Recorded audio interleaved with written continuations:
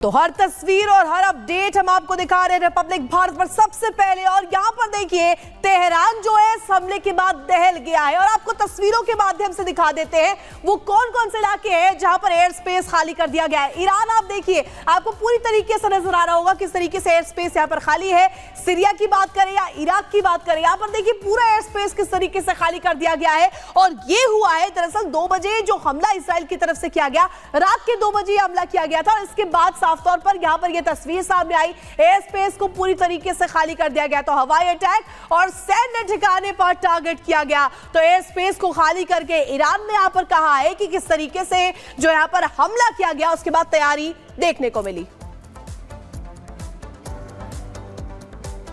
तो एक साथ 19 हमलों से दहल गया पूरा का पूरा ईरान, लेकिन कहां पर हमले हुए जरा ये भी जान लीजिए। अगर बात करें ईरान पर हमले की, तो जिस तरीके से इजराइल की ओर से 19 ठिकानों पे हमला किया गया, वो शहर बताते कि कहां पे ये शहर जो है प्रभावित हुए हैं। तो अगर बात करें हम इलाकों की, तो देखिए तेहरान की अगर बात करें हम, तो तेहरान जो राजधानी है ईरान की, इसमें तेहरान के अलावा कोम, इसके अलावा ईरान का जो शिराज इलाका है वहां पे हमला किया गया। इसके अलावा दमिश्क जो कि सीरिया के आसपास का इलाका है वहां पर हमला किया गया, करज में हमला किया गया। और जरा समझ लीजिए मैप के जरिए कि कहां पे ये हमले किए गए हैं। तो कहां जरा ये हमला जरा समझ लीजिए मैप के जरिए।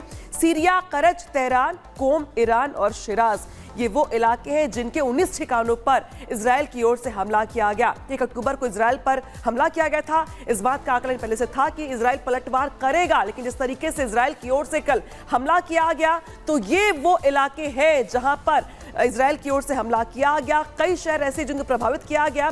हालांकि अब यहाँ पे जो ईरान है उसके जो एयर स्पेस जो है वो खाली करवा दिया गया है। ईरान पर हमले के बाद आईडीएफ का बड़ा बयान सामने आ गया है। आईडीएफ ने बयान जारी किया है और ये कहा है कि ईरान में सैन्य ठिकानों पर सटीक हमला किया गया है। आईडीएफ ने कहा है कि इजराइल ने जिस तरीके से ईरान पर हमला किया है, ये उसका जवाबी हमला है। जिस तरीके से आपको याद होगा ईरान ने हमला किया था इजराइल पर 1 अक्टूबर की वो तारीख थी जब हमला किया गया था। लेकिन अब आईडीएफ की ओर से इस बात की पुष्टि की गई है कि हमने पलटवार किया है और सैन्य ठिकाने जो है ईरान के, उस पर सटीक यहाँ पर प्रहार किया गया है। इजराइल ने यह भी कहा है कि ईरान पे जवाबी प्रहार किया गया, जवाबी हमला किया गया है।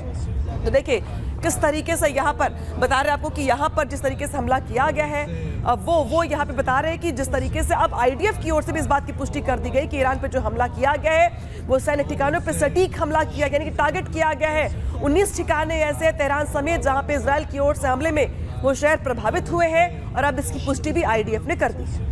बिल्कुल, और मेरी सहयोगी अनामिका बता रही थी कि किस तरीके से यहाँ पर बयान भी अब सामने आ रहा है, आईडीएफ की तरफ से क्या कुछ कहा गया ये बता रही थी। लेकिन अब बढ़ेंगे और आपको दिखाएंगे कि कैसे ये हमला हुआ है। ये आपको तस्वीर हम दिखा रहे हैं, इजराइल की तरफ से ईरान पर ताबड़तोड़ जो है बम बरसाए गए, गोला बारूद यहाँ पर बरसाए गए और ये साफ तौर पर जो मंसूबे हैं वो दिखा दिए गए। हमले में 100 से ज्यादा विमान जो है वो शामिल थे। ईरान पर जो हमला हुआ इसमें साफ तौर पर 100 से ज्यादा विमान यहाँ पर शामिल किए गए थे। F-15 विमान, F-35 विमान, और इसके साथ साथ आपको बता देंगे, देखिए दूरी 2000 किलोमीटर की दूरी जो है वो भी देखने को मिली है। आपको बता दें कि दोनों के बीच 2000 किलोमीटर की दूरी बस महज थी और यहाँ पर इसके तहत यहाँ पर हमले में 100 से ज्यादा विमानों का इस्तेमाल करते हुए ईरान के ऊपर ताबड़तोड़ बम बरसाए गए। 19 सैन्य ठिकाने इसमें बताया जा रहा है कि यहाँ पर नेस्तनाबूद कर दिए गए हैं। और इजराइल की तरफ से जिस तरीके से हमला किया गया, ये साफ तौर पर ईरान को लेकर के स्ट्राइक थी और ईरान ने भी यहाँ पर पलटवार करते हुए अपने एयर स्पेस को बंद कर दिया है। और इसी पे करेंगे बड़ी चर्चा। हमारे साथ जुड़ रहे हैं कई खास मेहमान। पहले रुक कर ले मेहमानों का अपने। हमारे साथ जुड़ रहे हैं ग्रुप कैप्टन यूके देवनाथ जी, साथ ही हमारे साथ जुड़ रहे हैं AK सेहवाग जी। यूके देवनाथ जी, पहले मैं आपके पास आ रही हूँ कि जिस तरीके से पहले से ही इस बात का आकलन था कि इजराइल चुप नहीं बैठेगा, जवाबी प्रहार करेगा, लेकिन जिस तरीके से रात 2 बजे के हमले किए गए हैं इजराइल की ओर से ईरान पर, तो क्या ये मान लिया जाए कि ये पहले किश्त है हमले की, अभी और हमले होंगे?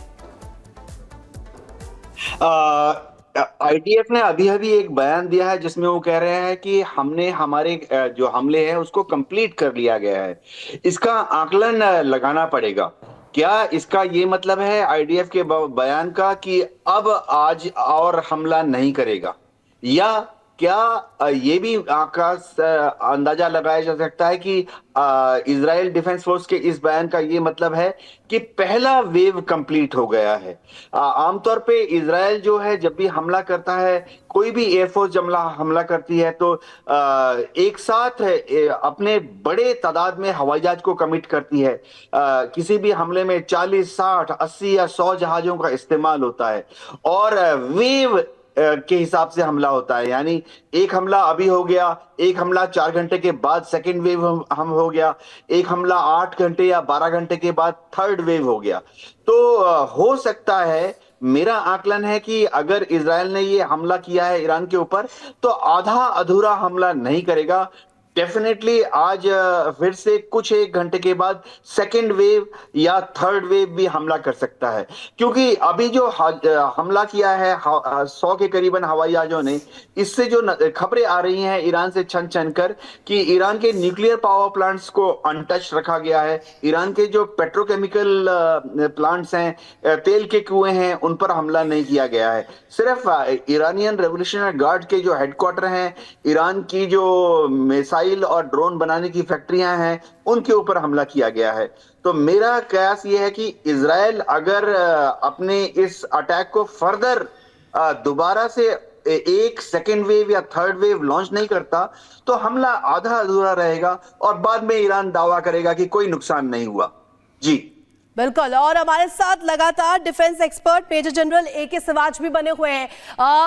ए.के. सिवाच जी, देखिए जिस तरीके से यहाँ पर ये हमले हुए हैं इजराइल की तरफ से, एक प्रतिशोध था इजराइल का जो कि यहाँ पर देखने को मिला है। महज 25 दिन के अंदर ही ये जो प्रतिशोध की आग थी यहाँ पर भड़कती हुई नजर आ रही है और ये भी साफ है, नेतन्याहू की तरफ से कहा गया है कि ये हमले रुकने वाले नहीं है। हाँ बिल्कुल, देखो सच्चाई है कि जो पहली फेज में जो फर्स्ट वेव में हमले हुए हैं वो हमले मिलिट्री इंस्टॉलेशन पे हुए हैं, ना न्यूक्लियर फैसिलिटी को टच किया गया, ना एनर्जी सेक्टर। क्या इजराइल जो प्रेशर में आके अमेरिका के इनको हिट करेगा या नहीं करेगा, ये तो समय बताएगा, क्योंकि उसकी सेकेंड वेव थर्ड वेव में कर सकता है। मगर जो अभी उसने हिट किए हैं मिलिट्री इंस्टॉलेशन को, वो ऐसा लगता नहीं कि कोई खास डैमेज हुआ है ईरान में, क्योंकि जिस प्रकार से खबरें आ रही हैं ईरान ने इसका पुख्ता इंतजाम कर रखा था। मुझे लगता है उनका डिफेंस सिस्टम जो है उसने उसको एक प्रकार से हवा के अंदर ही बर्बाद किया होगा।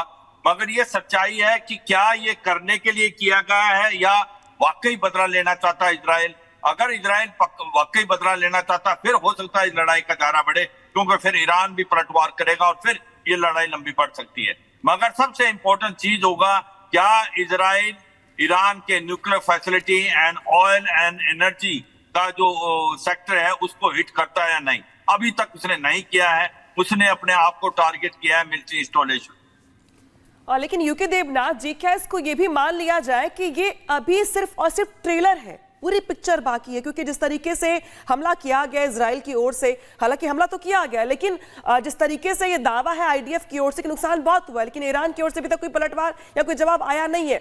तो ये मान लिया जाए कि भले प्रेशर में ही सही, लेकिन अभी हमले और होंगे और अभी ये सिर्फ ट्रेलर है, सिर्फ बताने का प्रयास है कि देखिए हम चुप नहीं बैठे, हम तो हमला कर रहे हैं, करेंगे भी। देखिए 100 जहाजों ने हमला किया है। डेफिनेटली 100 जहाजों में से काफी बड़ी तादाद में एयर टू एयर रिफ्यूलर्स भी थे और इलेक्ट्रॉनिक वॉरफेयर एयरक्राफ्ट थे।